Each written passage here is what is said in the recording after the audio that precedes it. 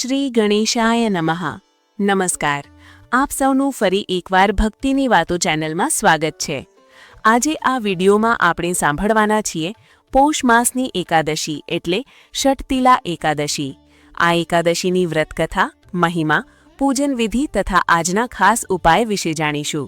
જો આપને આ વિડીયો પસંદ આવે તો લાઇક કરજો, શેર કરજો.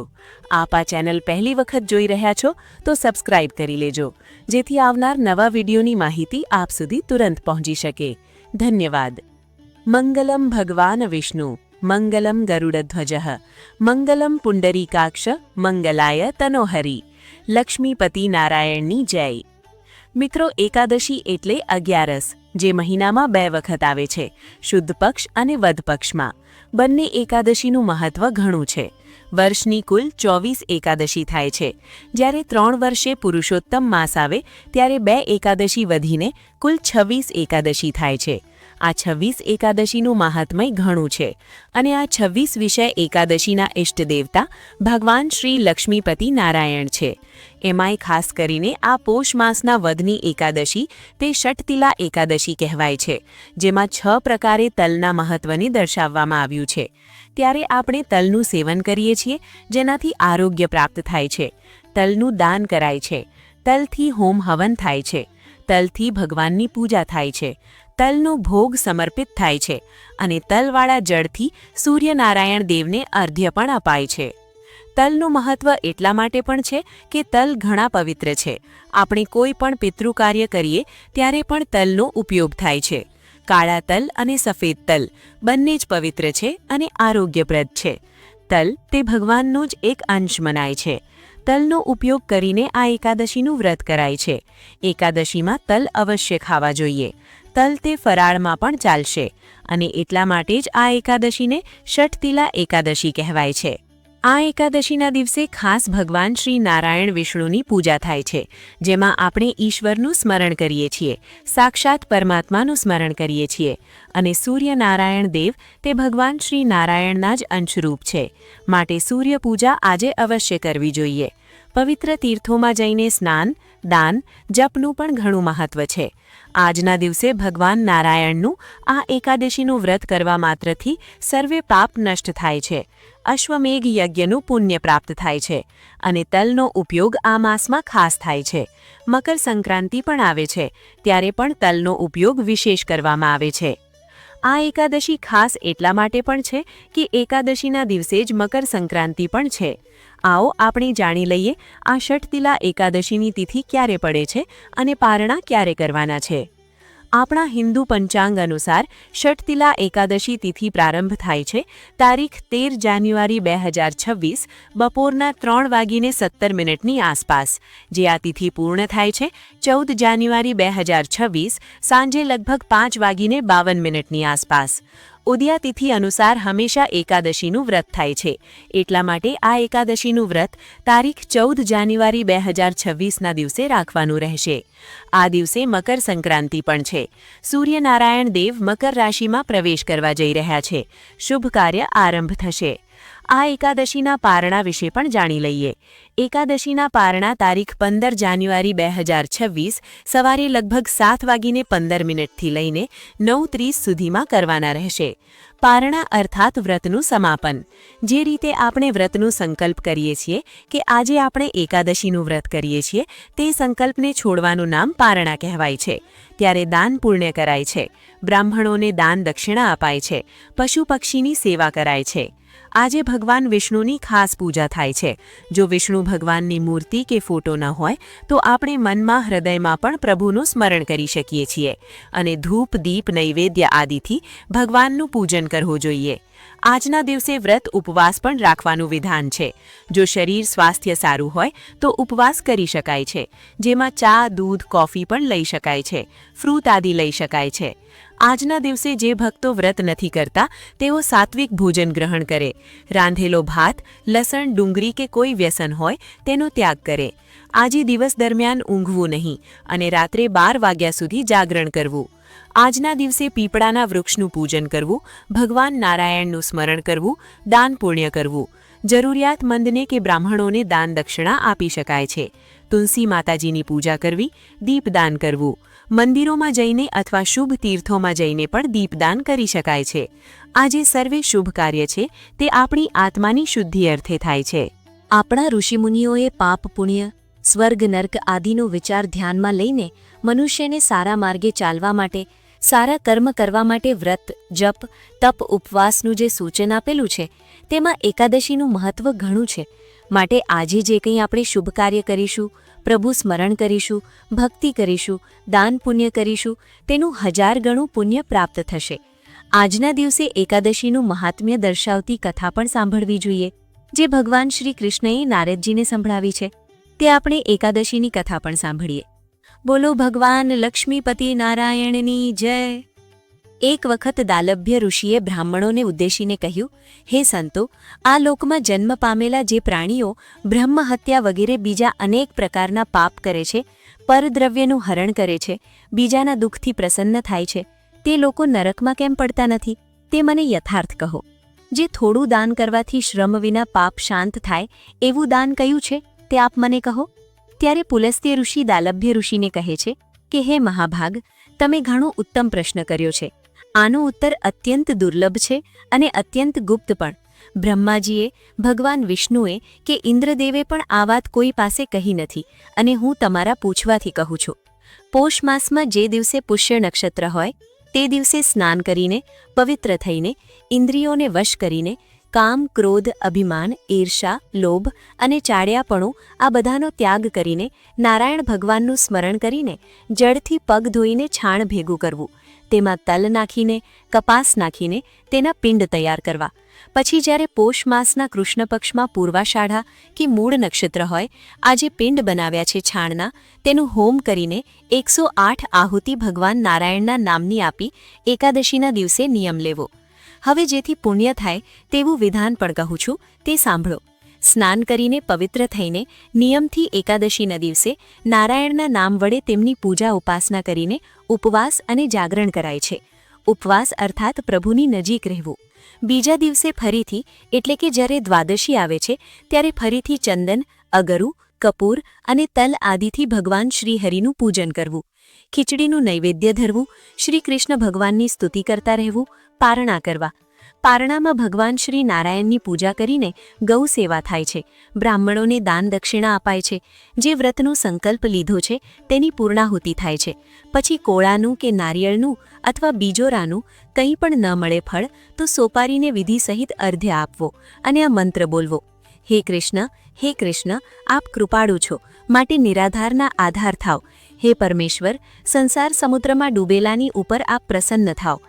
હે પુંડરીકાક્ષ, આપને હું નમસ્કાર કરું છું. હે વિશ્વનું કલ્યાણ કરનારા, આપને હું નમસ્કાર કરું છું. હે મહાપુરુષ પુરુષોત્તમ, હે પૂર્વજ, આપને હું નમસ્કાર કરું છું. હે જગતપતે, લક્ષ્મીજી સહિત આપ મારા અર્ધ્યને ગ્રહણ કરો. એ મંત્ર ભણીને અર્ધ્ય આપ્યા પછી બ્રાહ્મણની પૂજા કરવી, જળનો ઘડો આપવો, છત્ર આપવું, પહેરવા માટે પગરખા આપવા. દાન વખતે શ્રી કૃષ્ણ મારા પર પ્રસન્ન થાવ, આમ કહીને દાન આપવું. જો શક્તિ હોય તો કાળી ગાય અથવા તેલ પાત્ર બ્રાહ્મણને દાન આપી શકાય છે.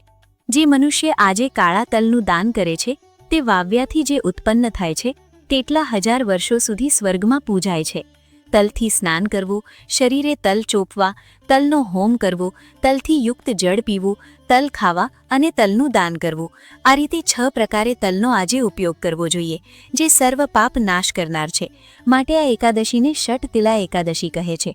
ઋષિ પુલસ્ત્યજી ષટતિલા એકાદશીના મહાત્મ્યની કથા કહેતા કહે છે, એક દિવસ નારદ ઋષિ ભગવાન શ્રી કૃષ્ણને કહે છે કે હે પ્રભુ, તમને નમસ્કાર છે. આ ષટતિલા એકાદશીનું કયું પુણ્ય હોય છે અને એની કઈ કથા છે તે કૃપા કરીને કહો. ત્યારે ભગવાન શ્રી કૃષ્ણ નારદજી પ્રતિ બોલે છે કે હે નારદજી, હું તમને આંખે જોયેલી એક સત્ય ઘટના કહું છું, તે ધ્યાનપૂર્વક સાંભળો. પ્રાચીન સમયમાં મૃત્યુલોકમાં એક બ્રાહ્મણી રહેતી હતી. તે સદા આ વ્રત કરતી. તેના એક સમયે 1 માસ સુધી વ્રત કરતી રહી. તેનાથી તેનું શરીર અત્યંત દુર્બળ થઈ ગયું. તે અત્યંત બુદ્ધિમાન હતી છતાં તેણે ક્યારેય દેવતાઓ કે તેમના વ્રતોથી પોતાનું મન અસ્થિર ન કર્યું. આ રીતે મેં વિચાર્યું કે બ્રાહ્મણીએ વ્રત આદિથી પોતાનું શરીર શુદ્ધ કરી લીધું છે અને તેને વૈષ્ણવ લોક પણ મળશે, પરંતુ તેણે ક્યારેય અન્નદાન કર્યું ન હતું, તેથી તેની તૃપ્તિ થવી મુશ્કેલ છે. આવું વિચારીને હું મૃત્યુલોકમાં ગયો. બ્રાહ્મણી પાસે અન્ન માંગ્યું અને કહ્યું, ભિક્ષા અન્ન દેહી. ત્યારે બ્રાહ્મણી બોલી, હે મહારાજ, તમે અહીં શા માટે આવ્યા છો? ત્યારે મેં કહ્યું, મને ભિક્ષા જોઈએ છે. તેથી તેણે મને એક માટીનો પિંડ આપી દીધો. હું તે લઈને સ્વર્ગમાં પાછો ફર્યો. થોડો સમય વીતતા તે બ્રાહ્મણી પણ શરીર ત્યાગ કરીને સ્વર્ગમાં આવી. મૃત્યુપિંડના પ્રભાવથી તેને એક જગ્યાએ એક આમ્ર વૃક્ષ સહિત ગૃહ મળ્યું, પરંતુ તેને તે ગૃહમાં કોઈ અન્ય વસ્તુ ન મળી. તે ગભરાઈને મારી પાસે આવી અને મને કહેવા લાગી, હે પ્રભુ, મેં અનેક વ્રત આદિથી તમારી પૂજા કરી છે, પરંતુ મારું ઘર વસ્તુઓથી રહિત કેમ છે? શું કારણ છે? ત્યારે મેં તે બ્રાહ્મણીને કહ્યું, હે દેવી, તમે તમારે ઘેરે જાઓ અને ત્યારે દેવ સ્ત્રીઓ આવશે તમને જોવા માટે. ત્યારે તમે તેમની પાસેથી ષટતિલા એકાદશીનું પુણ્ય અને વિધિ સાંભળી લેજો. જ્યારે તમે ષટતિલા એકાદશીનું પુણ્ય, વિધિ તથા મહાત્મય સાંભળી લો ત્યારે જ દરવાજો ખોલજો. ભગવાનના આવા વચન સાંભળીને તે બ્રાહ્મણી ફરી પૃથ્વીલોક ઉપર આવી, પોતાને ઘેરે આવી. જ્યારે દેવ સ્ત્રીઓ તેને જોવા માટે આવી અને દ્વાર ખોલવા માટે કહ્યું, ત્યારે બ્રાહ્મણી બોલી, જો તમે મને જોવા આવી હો તો ષટતિલા એકાદશીનું મહાત્મય કહો. તેમાંથી એક સ્ત્રી બોલી, તો સાંભળો, હું તે ષટતિલા એકાદશીના મહાત્મયને કહું છું. જ્યારે તેમણે ષટતિલા એકાદશીનું મહાત્મય સંભળાવી દીધું, ત્યારે દેવ સ્ત્રીઓના કહ્યા અનુસાર ષટતિલા એકાદશીનું વ્રત તે બ્રાહ્મણ સ્ત્રીએ કર્યું. તેના પ્રભાવથી તેનું ઘર ધાન ધાન્યથી ભરપૂર થઈ ગયું. જે મનુષ્ય અત્યંત વધેલી તૃષ્ણાને અને લોભને તજીને પોતાની શક્તિ અનુસાર આ એકાદશીનું વ્રત કરે છે, તલ અને વસ્ત્રનું દાન કરે છે, તેને જન્મોજન્મમાં આરોગ્યની પ્રાપ્તિ થાય છે, દુઃખ, દરિદ્રતા કે દુર્ભાગ્ય આવતું નથી. ભગવાન શ્રી કૃષ્ણ નારદજીને કહે છે, હે નારદ, જે મનુષ્ય વિધિથી તલનું દાન આજના દિવસે કરે છે તે સર્વે પાપોમાંથી મુક્તિ પ્રાપ્ત કરી શકે છે. તેનો અનર્થ ક્યારેય થતો નથી, તેને કોઈ જાતનો શ્રમ પણ થતો નથી, એમાં કોઈ સંશય નથી, કારણ કે વિધિથી કરેલું તલનું દાન સર્વ પાપોનો નાશ કરનાર છે. આ રીતે ભવિષ્ય પુરાણમાં પોષ માસના વદ પક્ષની ષટતિલા એકાદશીનું મહાત્મય કહેલું છે. બોલો ભગવાન શ્રી કૃષ્ણની જય. તો મિત્રો, આપણે સાંભળ્યું ષટતિલા એકાદશીની વ્રતકથા અને મહાત્મય. મને આશા છે કે આપને આ વિડીયો જરૂર પસંદ આવ્યો હશે.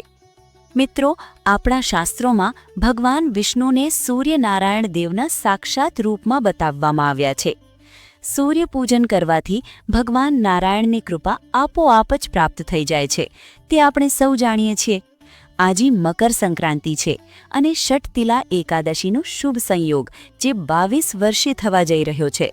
તે દિવસે આપણે ભગવાન નારાયણની પૂજા અર્ચના કરીને સૂર્યનારાયણ દેવની કૃપા પણ પ્રાપ્ત કરી શકીશું. આ દુર્લભ સંયોગ 2003માં જોવા મળ્યો હતો, જે અત્યારે 2026માં આપણી સામે ફરી આવ્યો છે. એકાદશી અને મકર સંક્રાંતિ જે દિવસે છે તે દિવસે સર્વાર્થ સિદ્ધિયોગ અને અમૃત સિદ્ધિયોગનું નિર્માણ થવા પણ જઈ રહ્યું છે. આજે કરેલ દાન પુણ્ય, પૂજાપાઠનું 1000 ગણું પુણ્ય પ્રાપ્ત થાય છે. 14 જાન્યુઆરી 2026ના દિવસે બપોરે 3:07 સૂર્યનારાયણ દેવ મકર રાશિ એટલે કે પોતાના પુત્ર શનિદેવની રાશિમાં પ્રવેશ કરવા જઈ રહ્યા છે. ત્યારે મહાપુણ્યકાળની શરૂઆત થાય છે. મકર સંક્રાંતિની સાથે સૂર્યનારાયણ દેવ ઉત્તરાયણ તરફ ગતિ કરશે. ઉત્તરાયણ અર્થાત સર્વે ગ્રહો શુભ પરિણામ આપનાર થશે.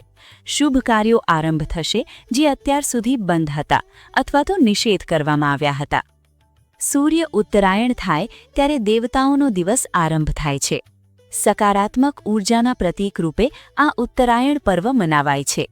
શાસ્ત્ર અનુસાર સૂર્યનારાયણ દેવ ઉત્તરાયણ થવાથી અંધકારથી પ્રકાશ તરફ વધવાનો સંકેત છે, કારણ કે આ દિવસે રાત્રિ નાની થાય છે અને દિવસ મોટો થઈ જાય છે. આ અવસર પર ગંગા સ્નાનનું વિશેષ મહત્વ છે. જો આપણે સ્નાન ન કરી શકીએ તો ગંગાજીનું સ્મરણ કરીને ઘેરે પણ સ્નાન કરાય છે, અને જો ગંગા કિનારે આપણે હોઈએ તો ગંગાજીનું પૂજન કરવું વિશેષ મનાય છે. ગંગાજીના પવિત્ર જળના માત્ર છાંટણા કરવાથી પણ સ્નાન બરાબર પુણ્ય પ્રાપ્ત થઈ જાય છે. માન્યતા છે કે આ પાવન અવસર પર દેવી દેવતાઓ સંગમ તીર્થ પર આવે છે. ત્રિવેણી સંગમ કે પ્રયાગરાજમાં મેળો પણ ભરાય છે. ત્યારે પરંપરા એવી છે કે સ્નાન બાદ તલ, ગોળ, ચોખા અને અડદનું દાન કરાય છે. કારણ કે આજે શનિ પૂજા પણ મહત્વપૂર્ણ મનાય છે અને ખીચડીનો પર્વ છે. ખીચડી અર્થાત ખીચડો, જેમાં આખું સપ્તધાન હોય છે: ઘઉં, અડદ, મગ, જુવાર, બાજરી, ચોખા અને મસૂરની દાળ. આ રીતે 7 ધાન આખા લઈને રાત્રિએ પલાળીને જ્યારે મકર સંક્રાંતિ હોય ત્યારે ખીચડો રાંધીને તેમાં ઘી ઉમેરીને આરોગાય છે, જેનાથી સ્વાસ્થ્યમાં વૃદ્ધિ થાય છે. સાથે ગોળ અને તલનો આહાર પણ કરાય છે. ગોળ અને તલની ચીક્કી છે, લાડુ છે, મમરાના લાડુ છે, તે બનાવીને આરોગી શકાય છે અને તેનું દાન પણ દેવાય છે, જેનાથી વિશેષ ફળની પ્રાપ્તિ થાય છે. આજે પિતૃતર્પણ, શ્રાદ્ધ અને પિંડદાન કરવું શુભ મનાય છે. પિતૃને મોક્ષ પ્રાપ્ત થાય છે, કારણ કે મકર સંક્રાંતિના પુણ્યકાળમાં ભીષ્મ પિતામહે દેહ ત્યાગ કર્યો હતો અને તેમની આત્મા ભગવાન શ્રી હરિમાં મળી ગઈ હતી. માટે મોક્ષ ફળ ઈચ્છનાર વ્યક્તિ આજે પિતૃનું તર્પણ પણ કરે છે, જેથી પિતૃના આશીર્વાદથી તેમનું ઘર, જીવન અને આરોગ્ય સૌભાગ્યની સાથે જીવન મૃત્યુ સફળ થઈ જાય એવા આશીર્વાદ પિતૃઓ તરફથી પ્રાપ્ત થઈ જાય છે. નિરોગી જીવન અને નિરોગી કાયા પ્રાપ્ત કરવા માટે ઔષધિરૂપ આજનો આ દિવસ છે. આ પર્વ ઉપર ધાર્મિક આસ્થાના પ્રતીક રૂપે જે ખેડૂત ભાઈઓ છે તે નવા પાકને પણ ભગવાનને અર્પિત કરે છે, જે નવીન ઊર્જાનો પણ પ્રતીક મનાય છે. આજે સૂર્યનારાયણ દેવની ઉપાસના અને પરોપકારનો ઉત્સવ મનાવાય છે. સમાજ પ્રતિ આપણી જે જવાબદારી છે તેના પ્રતીક રૂપે પણ આ મકર સંક્રાંતિનો ઉત્સવ મનાવાય છે. આજે પતંગ ઉત્સવ પણ મનાવાય છે. પતંગ ચગાવતી વખતે આપણે પોતાનું ધ્યાન રાખીએ અને પશુ પક્ષીનું પણ ધ્યાન રાખીએ, અન્યનું ધ્યાન રાખીએ, એ રીતે પતંગ ચગાવીએ. કોઈને હાનિ ન થાય તેનું ધ્યાન રાખવું. આજે એકાદશી છે. ભગવાન નારાયણને પ્રિય એવી આ શુભ એકાદશી, જે ષઠતિલા એકાદશી છે. તેમાં 6 પ્રકારે તલનું દાન અને તલનું સેવન કરી શકાય છે. તલનો ઉપયોગ કરાય છે, જેને કારણે આ એકાદશી ષઠતિલા એકાદશીના નામે ઓળખાય છે. આજે ભગવાન નારાયણનું જે ભક્તો પૂજન કરે છે, અર્ચન કરે છે, વ્રત ઉપવાસ કરે છે, તલનું દાન કરે છે, તેની ઉપર ભગવાન શ્રી હરિની કૃપા સદૈવ બની રહે છે. ધર્મ, અર્થ, કામ અને મોક્ષની પ્રાપ્ત થાય છે.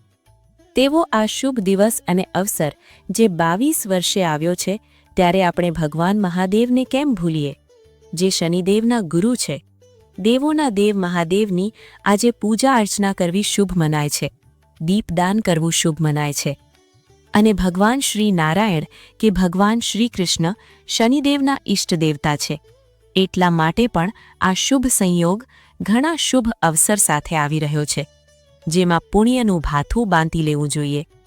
ભગવાન નારાયણની પૂજા કરવાથી શનિદેવની પણ કૃપા પ્રાપ્ત થઈ જશે આપોઆપ, કારણ કે ભગવાન શનિદેવ શ્રી કૃષ્ણ ભગવાનના પરમ ભક્ત છે. ઓમ નમો ભગવતે વાસુદેવાય. આ મંત્ર દ્વારા તેઓએ ભગવાન શ્રી કૃષ્ણની ભક્તિ પ્રાપ્ત કરી હતી, જેનાથી ભગવાન શ્રી કૃષ્ણએ પોતાનું એક નામ કૃષ્ણ એટલે કે શ્યામ, આ કૃષ્ણ ભગવાન શનિદેવનું પણ નામ છે, તે આપી દીધું હતું. એટલા પ્રિય ભગવાન શનિદેવ હતા ભગવાન શ્રી કૃષ્ણને. જેમ ભગવાન શ્રી કૃષ્ણએ કે ભગવાન નારાયણે અધિક માસને પોતાનું નામ પુરુષોત્તમ આપી દીધું છે, એ જ રીતે શનિદેવ સાથે પણ છે. માટે શનિદેવની કૃપા પ્રાપ્ત કરવી તે શુભ મનાય છે આજના શુભ અવસર પર. સાથે જ શનિદેવના ગુરુ જે છે તે છે મહાદેવ. મહાદેવની ભક્તિ પ્રાર્થના કરીને પણ ભક્તો મોક્ષ ફળ પ્રાપ્ત કરી શકે છે. આપણું પણ મંગળ થાય અને અન્યનું પણ. આ ભાવના સાથે આજે મકર સંક્રાંતિ અને ષઠતિલા એકાદશીનો જે સંયોગ થવા જઈ રહ્યો છે, તેમાં ઈશ્વરને આપણે પ્રાર્થના કરીએ અને સૂર્યનારાયણની ઉપાસના કરીએ. સૂર્યદેવને તાંબાના લોટામાં જળ લઈને 1 ચપટી કંકુ, 1 ચપટી ચોખા અને 1 જ નાનકડી ગોળની ગાંગડી તેમાં ઉમેરીને સૂર્યદેવને અર્ધ્ય આપીએ અને ગાયત્રી મંત્રનો જપ અવશ્ય કરીએ. ઓમ ભૂર્ભુવસ્વઃ તત્સવિતુર્વરેણ્યમ ભર્ગો દેવસ્ય ધીમહિ ધિયો યો નઃ પ્રચોદયાત. હે પરમપિતા પરમાત્મા, મારી બુદ્ધિને સન્માર્ગે વાળજો, આરોગ્ય સૌભાગ્ય પ્રદાન કરીને ભુક્તિ અને અંતમાં મુક્તિ પ્રદાન કરજો.